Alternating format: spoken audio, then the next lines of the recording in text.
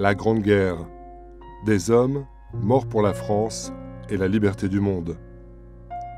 Australiens, Canadiens, Anglais et autres alliés reposent par centaines de milliers dans nos cimetières. Qui sont-ils? D'où viennent-ils? Nous sommes à Bailleul, dans les Flandres, ville de garnison pendant la guerre 14-18. C'est dans le cimetière franco-britannique, où reposent 5000 soldats, que nous retrouvons Gérard Lemaire, 66 ans, retraité et passionné de l'histoire de sa ville. C'est au travers de cette passion qu'il redonne vie à la mémoire de ses soldats. Pourquoi vous êtes-vous lancé dans ces recherches? En fait, c'était un peu une frustration. Tout le long de ma carrière professionnelle, je n'ai pas pu assister aux manifestations de ma ville. Je suivais l'histoire de cette ville de très loin. Et maintenant, j'essaye de me rattraper. On dit qu'on ne peut pas, mais moi, j'essaye. Comment en êtes-vous arrivé à vous intéresser à ce cimetière? Je rencontre parfois des Britanniques ou des Australiens ou des gens du Commonwealth qui viennent se recueillir sur leur tombe d'un de leurs parents. J'ai fait des liens avec ces gens-là et depuis, je communique avec eux et je m'intéresse énormément à toutes ces personnes qui sont ici enterrées. C'est aussi leur rendre hommage parce qu'on aurait tendance un peu à oublier cette première guerre. Alors aujourd'hui, vous connaissez chaque soldat. Comment en êtes-vous arrivé à ce résultat? J'ai sollicité le Commonwealth pour avoir le listing de tous les soldats ici enterrés. Je les ai retapés sur un système Excel. Ça me permet de connaître leur âge, leur régiment, leur grade, la ville où ils habitaient. J'essaye d'avoir la photo du soldat. Quand on a une photo, on voit un visage et puis on se rend compte que ben voilà, ce garçon il est là. Mais aussi les âges. C'est incroyable ce qu'on peut trouver ici. Des gamins, on va dire, de 17 ans, de 18 ans, 19 ans. Je vais régulièrement aux archives départementales à Lille, aux archives diocésaines. Je vais dans les mairies, je vais un peu partout. Et ce que je ramasse, je le trie, je le classe. Comment les anglo-saxons accueillent le fait qu'un Frenchie s'occupe de cette affaire-là? Alors là, ils sont heureux.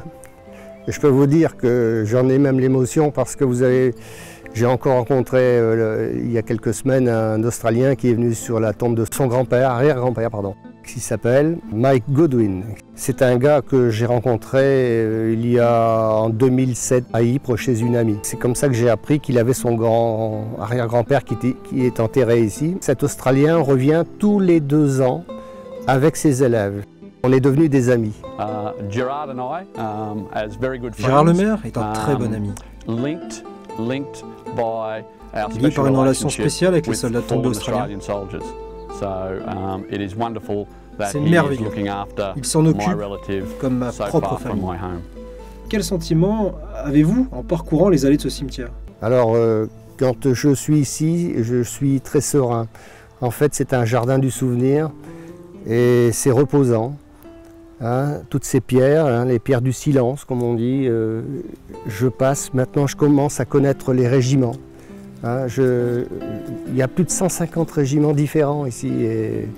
Alors il y a des annotations que j'arrive à lire maintenant, que j'arrive à interpréter.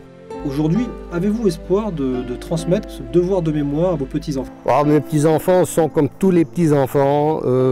Ils regardent ça de très loin. Et ils ont l'air de dire, papy, il commence à nous barber avec ces histoires. Alors j'essaye d'être pédagogue et puis de les ménager. Et puis un jour on verra. Moi, quand j'étais gamin, j'ai eu la chance de connaître mon grand-père qui avait fait la Première Guerre mondiale. Et j'ai eu la chance de le connaître assez longtemps d'ailleurs. Et aussi la chance d'avoir été chez lui pendant les vacances scolaires.